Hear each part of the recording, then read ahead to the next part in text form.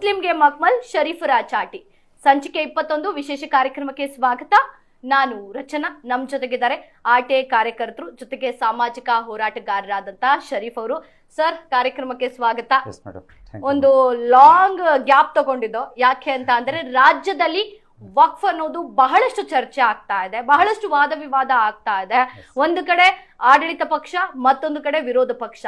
ಇದ್ರ ನಡುವೆ ಕೂಡ ಬಹಳಷ್ಟು ಹೋರಾಟಗಳು, ಪ್ರತಿಭಟನೆಗಳು ನಡೀತಾ ಇವೆ.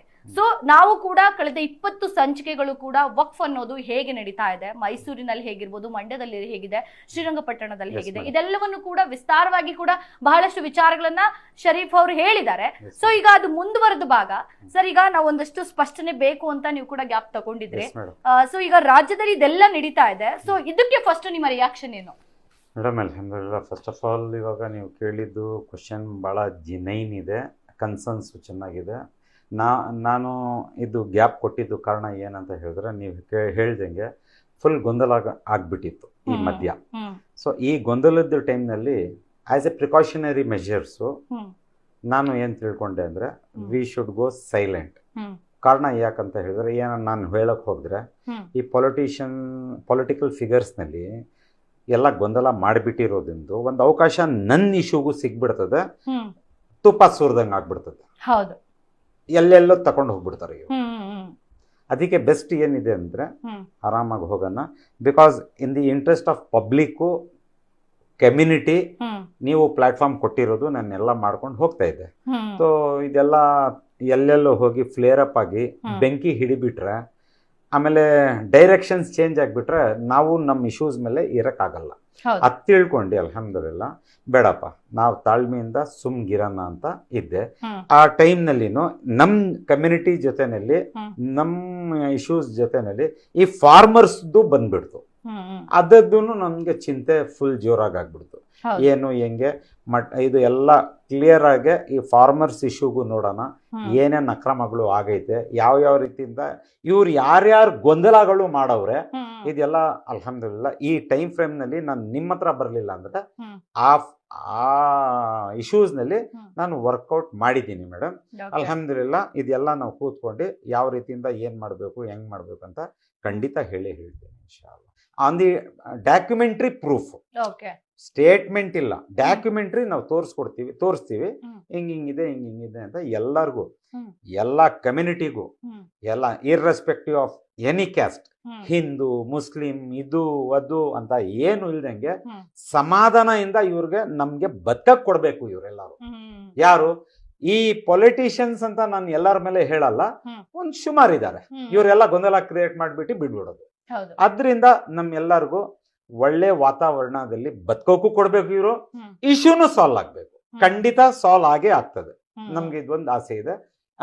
ನಮ್ಗೆ ಒಂದು ಇದು I feel that it will be solve amicably, ನಂಗೆ ಗೊತ್ತಿರದಂಗೆ ಅಕಾರ್ಡಿಂಗ್ ಟು ದಿ ಪೇಪರ್ಸ್ ಇನ್ಶಾಅಲ್ಲಾಹ್. ಓಕೆ ಶರೀಫ್ ಸರ್, ಈಗ ನಾವು ಲಾಸ್ಟ್ ಎಪಿಸೋಡ್ ಏನ್ 20ನೇ ಎಪಿಸೋಡ್ ಮಾಡಿದೆ, ಅದ್ರಲ್ಲಿ ಒಂದಷ್ಟು ವಿಚಾರಗಳನ್ನ ನೀವು ಹೇಳ್ತಾ ಇದ್ರಿ.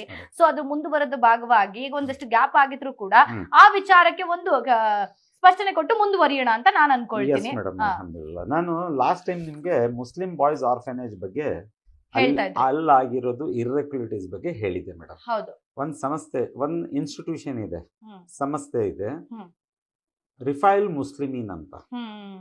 ಆ ರಿಫೈಲ್ ಮುಸ್ಲಿಮೀನ್ ಒಳಗಡೆ ಮುಸ್ಲಿಂ ಬಾಯ್ಸ್ ಆರ್ಫನೇಜು ಇದೆ, ಮುಸ್ಲಿಂ ಗರ್ಲ್ಸ್ ಆರ್ಫನೇಜು ಇದೆ. ಈ ಎರಡು ಇನ್ಸ್ಟಿಟ್ಯೂಷನ್ ನಲ್ಲಿ ಗರ್ಲ್ಸ್ ಆರ್ಫನೇಜ್ಗೆ ನಾನು ಮಾತಾಡಲ್ಲ, ಆಮೇಲೆ ಮಾತಾಡ್ತೀನಿ ಮುಂದಕ್ಕೆ. ಬಾಯ್ಸ್ ಆರ್ಫನೇಜ್ ನಲ್ಲಿ ಏನಿದೆ, ಸುಮಾರು ಏನೇನೋ ಅಕ್ರಮಗಳು ಇದೆ. ಆಗ ಒಂದು ಇವಾಗ ಹೇಳ್ಬೇಕು ಅಂತ ಹೇಳಿದ್ರೆ, ಒಂದು ಮೂಲೆ ದಾಖಲೆನಲ್ಲಿ ಇದೆ. ಏನಿದೆ ಅಂದ್ರೆ 1945 ಅಂದ್ರೆ 1945 ನಲ್ಲಿ ಆ ಸಂಸ್ಥೆಯನ್ನು ಟ್ರಸ್ಟ್ ಇರಲ್ಲ, ಕಂಪನಿ ಇರ್ತದೆ.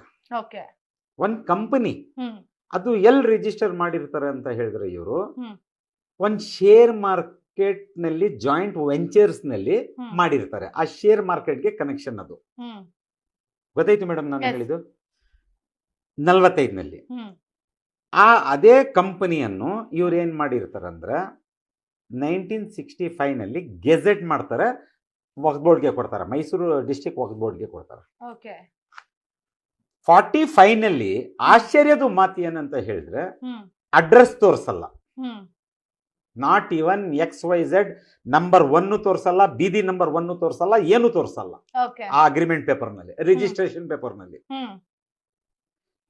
ಒಂದು ಆಸ್ತಿಯನ್ನು ಇವ್ರ ಕೈನಲ್ಲಿ ಏನಿದೆ ಒಂದ್ ಇಟ್ಕೆನೂ ತೋರಿಸಲ್ಲ, ಓಕೆ ಸುಮ್ ರಿಜಿಸ್ಟರ್ಡ್ ಆಗಿರ್ತದೆ.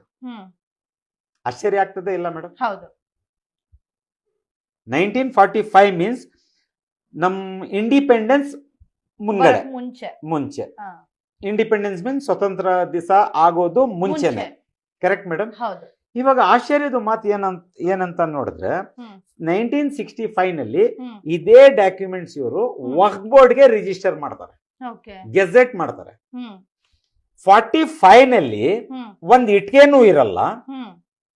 65 ನಲ್ಲಿ ಸುಮಾರು ಅಂದ್ರೆ 48 ಬೇರೆ ಬೇರೆ ಪ್ರಾಪರ್ಟೀಸ್ ಬಂದ್ಬಿಡ್ತದೆ ಇವ್ರಿಗೆ.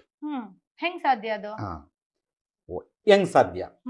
ಇದೇ ನಾನು ನೋಡಕ್ಕೆ ಒಂದ್ ವರ್ಷ ಹಿಂದ್ಗಡೆ ಇವ್ರಿಗೆ ಒಂದ್ ಕ್ವಶನ್ ಹಾಕಿರ್ತೀನಿ, ಎಲ್ಲಿದೆ ನಿಮ್ದು ಆ MOUs, ಯಾರ್ ದಾನ ಮಾಡವ್ರೆ, ಯಾರ್ ದಾನ ಮಾಡವ್ರೆ, ಅದಕ್ಕೆ MOUs ಅಂತ ಹೇಳಲ್ಲ, ವಕ್ಫ್ ಬೋರ್ಡ್ ಕಾನೂನ್ ಪ್ರಕಾರ ವಾಕಿಬ್ ನಾಮ ಅಂತ ಹೇಳ್ತಾರೆ. ಈ ವಾಕಿಬ್ ನಾಮ ಎಲ್ಲಿದೆ ಕೊಡಿ ಅಂತ ಕೇಳ್ತೀವಿ, ವಾಕಿಬ್ ನಾಮ ಇಲ್ಲ ಅಂತ ಹೇಳ್ತಾರೆ. ಮತ್ತೆ ಹೇಗ್ ಬಂತು? ಮತ್ತೆ ಅದೇ ಪ್ರಶ್ನೆ ಹೇಗ್ ಬಂತು? ಇವಾಗ ನಾನು ಸುಮಾರು ಒಂದ್ 3 ತಿಂಗಳ 4 ತಿಂಗಳ ಮುಂಚೆ ಇದೇ ವಕ್ಫ್ ಆಫೀಸರ್ಗೆ, ಮೇಡಮ್ ಇವಾಗ ಮಾತ್ ಬಂದ್ಬಿಡ್ತು ವಕ್ಫ್ ಆಫೀಸರ್ ಅಂತ, ಇವ್ರ ಬಗ್ಗೆ ಮುನ್ಗಡೆನು ಹೇಳ್ತೀನಿ ಏನೇನ್ ಮಾಡವ್ರೆ ಇವ್ರಂತ. ಇವ್ರಿಗೇನೆ ನಾನು ಸವಾಲ್ ಹಾಕ್ತೀನಿ, ಕ್ವಶನ್ ಹಾಕ್ತೀನಿ, ಮುನ್ಗಡೆನೆ ಕೂತ್ಕೊಂಡ್ ಮುನ್ಗಡೆನೆ ಹಾಕ್ತೀನಿ, ರೈಟಿಂಗ್ ನಲ್ಲಿ ಕೊಡಲ್ಲ, ಮುನ್ಗಡೆ ಹಾಕ್ತೀನಿ. ಇವ್ರ ಹತ್ರ ವಾಕಿಬ್ ನಾಮ ಇಲ್ಲ ಅಂತ ಹೇಳ್ತಾವ್ರಲ್ಲ, ಯಾರ ಅಪ್ಪಂದಿರದು ಆಸ್ತಿ ಮೇಲೆ ಇವರು ಕಂಟ್ರೋಲ್ ಮಾಡ್ತಾವ್ರೆ ಹೇಳಿ ಅಂತ ಕೇಳ್ಬೇಕು ಇಲ್ಲ madam? You being a officer ಇದೆಲ್ಲ ನೀವ್ ನೋಡ್ಲಿಲ್ಲ ಅಂದ್ರೆ ಯಾರು ನೋಡ್ಬೇಕು? 3 ವರ್ಷದಿಂದ ನೀವು ಕೂತಿದ್ದೀರಿ ಅಲ್ಲಿ, ಕಣ್ ಮುಚ್ಕೊಂಡ್ ಕೂತಿದ್ದೀರಿ, ನಿಮ್ಗೆ ಅವ್ರಿಗೆ ಏನ್ ಸಂಬಂಧ? 100 ಸಂಬಂಧ.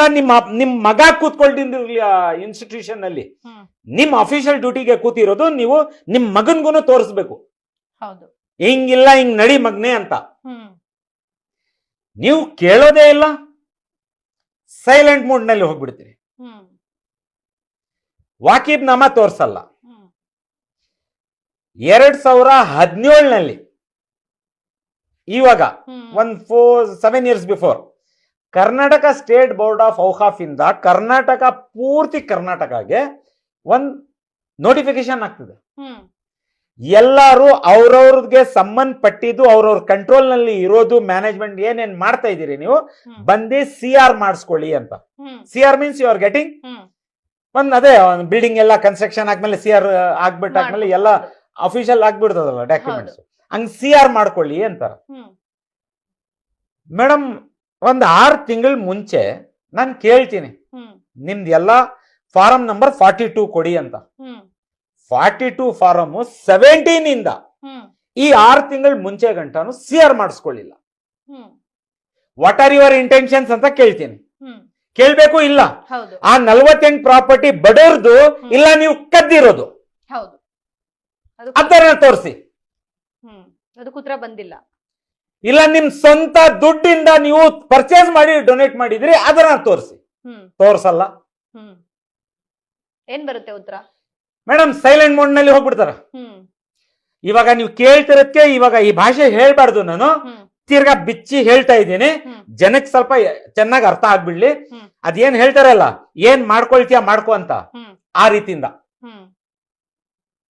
ಮಿಕ್ಕಿದ್ದು ವರ್ಡ್ ಮಧ್ಯದ್ದು ಕ್ರೊನಾಲಜಿ ವರ್ಡ್ ಎಲ್ಲ ಸೇರಿಸ್ಕೊಂಡು ಅರ್ಥ ಮಾಡ್ಕೊಳ್ಳಿ ಜನ. ಇವರೆಲ್ಲ ಏನ್ ರೌಡಿಸಂ, ರೌಡಿಗಳ ಇವರು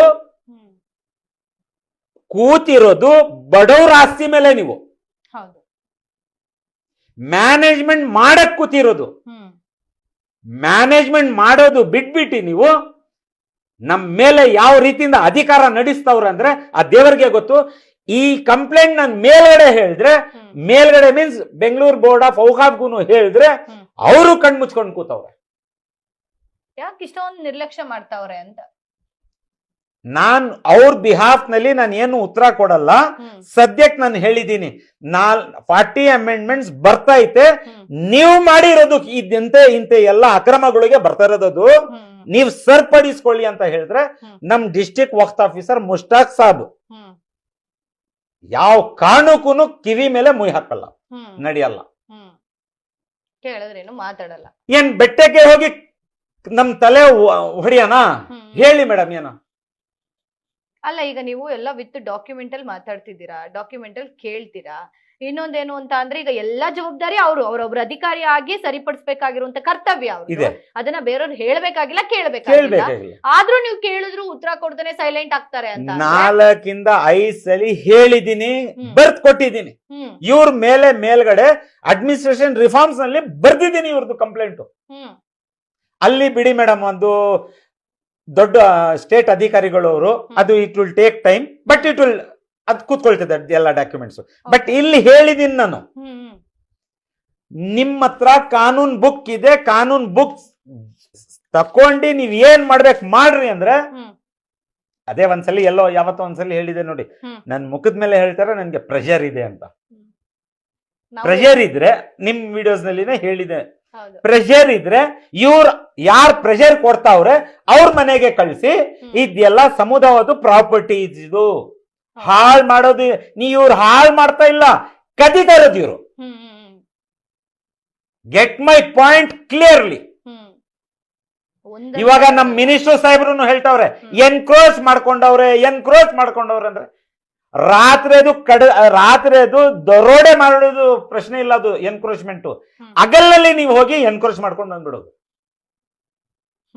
ಕರೆಕ್ಟ್ ಮೇಡಮ್? ನಮ್ ಮಿನಿಸ್ಟರ್ ಸಾಹೇಬ್ರು ಹೇಳ್ತಾವ್ರೆ ನಮ್ಮವರೇ ಎನ್ಕ್ರೋಚ್ ಮಾಡ್ಬಿಟ್ಟವ್ರೆ ಅಂತ. ಒಂದ್ ರಿಪೋರ್ಟ್ ಅದು ಮುಂದ್ಗಡೆ ಹೇಳ್ತೀನಿ. 29,000 ಎಕರೆ ಮೇಲೆ ಕೂತಿದ್ದೀರಿ ನೀವೆಲ್ಲ ಎನ್ಕ್ರೋಚ್ ಮಾಡ್ಕೊಂಡು. It is nothing but A theft. Encroachment is nothing but A theft. ಕಳ್ತನ ಇದು. ಹಗಲ್ನಲ್ಲಿ ನೀವು ಮಾಡ್ಕೊಂಡು ಬಂದಿರೋದು, ರಾತ್ರಿ ಗೊತ್ತು ಮಾಡ್ತಾ ಇದ್ರೆ ಅದು ಡೈಕಾಟಿ. ಎಷ್ಟ್ ಧೈರ್ಯ ಇದೆ ಅಂತ ಇವ್ರಿಗೆ ಹೇಳ್ಬೇಕು ಹೇಳಿ. ಯಾರು ತುಂಬ್ಕೊಂಡ್ ಬಂದವ್ರೆ ಇಲ್ಲಿ ಗಂಟ ಅಂತ ನಾವೇ ಯೋಚನೆದಲ್ಲಿದ್ದೀವಿ. ಯಾವ ಕಾರಣಕ್ಕೂ ಆಗ್ತಾ ಇಲ್ಲ, ಯಾವ ಕಾರಣಕ್ಕೂ ಬೊಗ್ತಾ ಇಲ್ಲ, ಯಾವ ಕಾರಣಕ್ಕೂ ಕೇಳ್ತಾ ಇಲ್ಲ. ಅದೇ ಮೇಡಮ್, ಏನ್ ಮಾಡ್ಕೊಳ್ತೀಯ ಮಾಡ್ಕೋ, ಬಟ್ಟೆ ಬಿಚ್ಚಿ ನಿಂತವ್ರೆ. ಹೇಳ್ಬಾರ್ದು ಇದೆಲ್ಲ ಮಾತು. ಇವ್ರಿಗೆ ಏನ್ ಮರ್ಯಾದೆಯಿಂದ ಹೇಳಿದ್ರು ಇವ್ರು ಅರ್ಥ ಮಾಡ್ಕೊಳ್ತಾ ಇಲ್ಲ. ಇವ್ರ ಆಸ್ತಿಗಳಿಗೆ ನಾನು ಕೇಳಕ್ ಹೋದ್ರೆ ಮನೆ ನುಗ್ಗಿ ಹೊಡಿಲಿ ಇವರು ನಂಗೆ. ಹೌದು, ಬೇಡ ಅಂತ ಹೇಳಲ್ಲ ನಾನು. ನ್ಯಾಯ ಕೇಳೋದು ತಪ್ಪು. ಅವ್ರಿಗೆ ತಪ್ಪಾಗಿದೆ ಅನ್ಸುತ್ತೆ ನೀವು ನ್ಯಾಯ ಕೇಳಿ. ಅದೇನೋ ಅದು ಜನ ನೋಡ್ತಾವ್ರೆ. ನಾವು ಓಡಾಡ್ತಾ ಇದೀವಿ, ನೀವು ಒಂದ್ ಪ್ಲಾಟ್ಫಾರ್ಮ್ ಕೊಟ್ಟಿದ್ದೀರಿ, ಬಂದ್ ಹೇಳ್ತೀವಿ. ಏನ್ ಮಾಡಕ್ ಆಗ್ತದೆ ನೋಡೋಣ. ಮುಂದಕ್ಕೆ ಹಿಂಗ್ ಹೇಳ್ತಾ ಇದೀವಿ ಅಂತ ಹೇಳಿದ್ರೆ ನಮ್ ಕಡೆಯಿಂದ ನಾನು ಸುಳ್ಳು ಹೇಳ್ತಾ ಇಲ್ಲ, ಎಲ್ಲ ದಾಖಲೆ ಇದೆ. ದಾಖಲೆ ಮೇಲೆ ಮುಸ್ಲಿಂ ಬಾಯ್ಸ್ ಆರ್ಫನೇಜ್ ಮೈಸೂರಿನಲ್ಲಿ ರಿಫೈಲ್ ಮುಸ್ಲಿಮಿನ್ ಒಳಗಡೆ ಅಂಡರ್ ಮುಸ್ಲಿಂ ಬಾಯ್ಸ್ ಆರ್ಫನೇಜ್ ನಡೀತೈತೆ ಮ್ಯಾನೇಜ್ಮೆಂಟ್. ಅದಕ್ಕೆ ಆ ಕಮಿಟಿನಲ್ಲಿ ಕೂತ್ಕೊಂಡಿರೋರು ನಮ್ಮ ಶಾಸಕರು, NR ಕ್ಷೇತ್ರ ಶಾಸಕರು, ಆಸ್ ಎ ಪ್ರೆಸಿಡೆಂಟ್ ಅವ್ರು ಕೂತವ್ರೆ. ಕೂಡ ಹಿಂದೆ ವಿಡಿಯೋಗಳಲ್ಲಿ ಹೇಳಿದ್ರಿ ನೀವು. ತನ್ವೀರ್ ಸೇಠ್ ಸಾಹೇಬ್ರು ಕೂತವ್ರೆ. ಹೌದು, ಸುಮಾರು 2 ವರ್ಷದಿಂದ ಹೇಳ್ತಾ ಇದ್ದೀನಿ. ಇವ್ರು ಯಾವ ಆಕ್ಷನ್ಗೂ ಹೋಗಲ್ಲ. What are their intentions? ಏನ್ ಮುಚ್ಚ ಹಾಕ್ತಾ ಇದ್ರಿ ನೀವು? ಆಚೆ ಬಂದಿ ನೀವು ನಾನು ನಿಮ್ ಜನ ಅಂತಾರೆ. ಈ ಸೆಂಟಿಮೆಂಟಲ್ ಜನ ನಮ್ ಜನ, ಎಮೋಷನಲ್ ಜನ. ಆಚೆ ಬಂದು ಅವ್ರವ್ರದ್ದು ಅದು ಅಫೆಕ್ಷನೇಟ್, ಅದು ಅದರ ಬಗ್ಗೆ ನಾನು ಹೇಳಲ್ಲ. ಇವ್ರು ಈ ರೀತಿಯಿಂದ ಏನಂತ ಹೇಳೋಣ ಯಾಮರ್ಸ್ಕೊಂಡು ಹೋಗ್ತವ್ರೆ. ಆ ಜನ ಫೂಲ್ ಆಗಿ ನಡೀತಾವ್ರೆ. ನಾವು ಈ ಜನ ಪರವಾಗಿನೇ ನಾನು ಓಡಾಡ್ತಾ ಇರೋದು. ಇದರಿಂದ ನಾನು ಏನ್ ಹೇಳ್ತಾ ಇದ್ದೀನಿ, ಇವ್ರಿಗೆ ಎಷ್ಟು ಮನವಿ ಮಾಡ್ಕೊಂಡ್ರು ಇವರು ಕೇಳಲ್ಲ. ಸ್ವಲ್ಪ ಜನಕ್ಕೆ ಗೊತ್ತಾಗ್ಲಿ ಆ ಸಂಸ್ಥೆದಲ್ಲಿ ಹ್ಮ್. ಪ್ರೆಸಿಡೆಂಟ್ ಆಗಿ ಕೂತಿರೋರೇ ಇವರೇ. ಹ್ಮ್. ಜನಕ್ಕೂ ಅದು ಗೊತ್ತಿಲ್ಲ. ಹೌದು. ಇವಾಗ I want to know every one that he is the president there.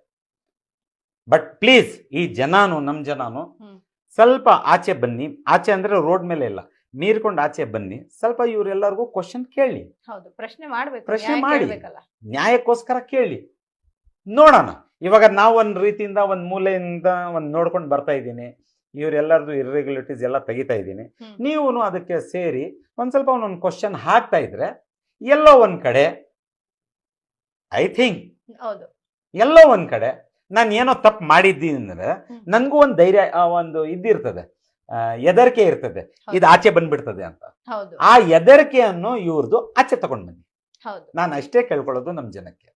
Sir, ಬಹಳಷ್ಟು ವಿಚಾರ ಹೇಳಿದ್ರಿ. ಅದ್ರಲ್ಲೂ ಒಂದು ಈಗ ಜನರ ಸಹಕಾರ ಕೂಡ ಬೇಕು. ಯಾಕೆ Yes, ಅಂತ ಅಂದ್ರೆ ಎಷ್ಟೇ ಪ್ರಶ್ನೆ ಕೇಳಿದ್ರು ಕೂಡ ಜನಗಳು ಒಗ್ಗಟ್ಟಾಗಿ ನಿಂತಾಗ್ಲೇನೆ ಆ ಸ್ಥಾನದಲ್ಲಿ ಏನ್ ಕೂತಿದ್ದಾರೆ ಅಧಿಕಾರಿಗಳಿರ್ಬೋದು ಅಥವಾ ಶಾಸಕರಿರ್ಬೋದು, ಅವ್ರಿಗೆ ತಲುಪಿಸ್ದಾಗ್ಲೇನೆ ಎಲ್ಲೋ ಒಂದು ಕಡೆ ಹೆದರಿಕೆ ಅನ್ನೋದು ಅಥವಾ ಎಚ್ಚೆತ್ಕೊಳ್ತಾರೆ ಅಂತ ನೋಡೋಣ. ಸೊ ಮುಂದಿನ ಎಪಿಸೋಡ್ಗಳಲ್ಲಿ ಇದ್ರ ಬಗ್ಗೆ ಕಂಪ್ಲೀಟ್ ಮಾಹಿತಿ ಕೊಡಿ. Thank you so much sir ಕಾರ್ಯಕ್ರಮಕ್ಕೆ ಬಂದಿದ್ದಕ್ಕೆ. Thank you ma'am. ಸೊ ನೋಡಿದ್ರಲ್ಲ, 21ನೇ ಎಪಿಸೋಡ್ ನಲ್ಲಿ ಒಂದಷ್ಟು ವಿಚಾರಗಳನ್ನ ಹೇಳಿದ್ದಾರೆ. ಸೊ ಇನ್ನು ಡೀಟೇಲ್ ಆಗಿ ಮುಂದಿನ ಸಂಚಿಕೆಗಳಲ್ಲಿ ಶರೀಫ್ ಸರ್ ಅವರು ಹೇಳ್ತಾರೆ. ಈ ಎಪಿಸೋಡ್ ನ ಇಲ್ಲಿಗೆ ಮುಗಿಸ್ತೀನಿ. ನೋಡ್ತಾ ಇರಿ ಈಡನ್ಸ್ ನ್ಯೂಸ್, ನಿಮ್ಮೊಂದಿಗೆ ನಾವಿದ್ದೇವೆ.